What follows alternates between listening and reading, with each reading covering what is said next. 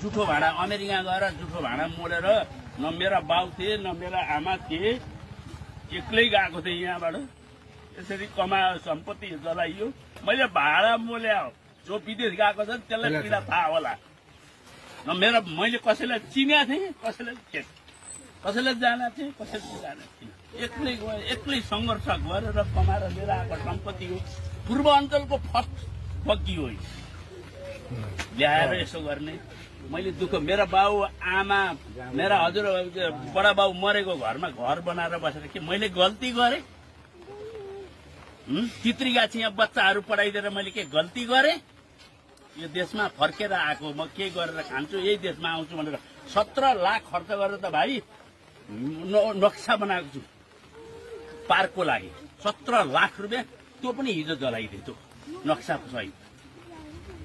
250 मान्छेले काम गर्न योजना थियो। 67 लाख खर्च गरेर कम्पाउन्ड घेरे, रथ किने, सबै गरेर लिएर आएको मैले त्यो फन पार्क बनाउनको लागि। अब त्यो सबै सकियो नि त। भनेपछि तपाईँको करिब 1,80 लाख भन्दा माथि छ। 16 तोला, तपाईँको 16 तोला त सुनै बाहेक 1.5 देखि 2 किलो भनौँ न चाँदी होला। त्यो परुवा भयो। अनि हामी दसैँमा टिका लाउँछौँ नि, जमाएर राख्ने बनाएर लिएर आएको। अनि त्यो, अनि दियो, चाँदीको दियो, त्यस्तो समेत लगेको। सुन पैसा लगेको थिएँ कि। अनि 2 लाख रुपियाँ अस्ति मेरो श्रीमतीले ब्याङ्कबाट लिएर आएको थियो, कसैलाई दिनलाई ले ऋण मागेको थियो, लिएर आएको थियो। हिजो आएर लगिदिएको भए राम्रो हुन्थ्यो, लगेन, ऊ आएन होला बिजी भएर। त्यो पैसा बन्डलै छ, खोलेको पनि छैन। 2 लाख रुपियाँ त्यो। अनि मैले लुकाएर राखेको 30,000 रुपियाँ श्रीमतीबाट आँखा छलेर, किनकि मलाई त व्यक्तिगत खर्च गर्न मन लाग्छ नि त त्यो पैसा।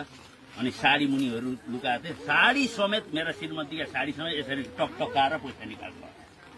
अनि सुन गना केही नै त्यो बालाको त 9 महिनाको बच्चा बचाउँदाखेरि मेरो हात अहिले माथि माथि नै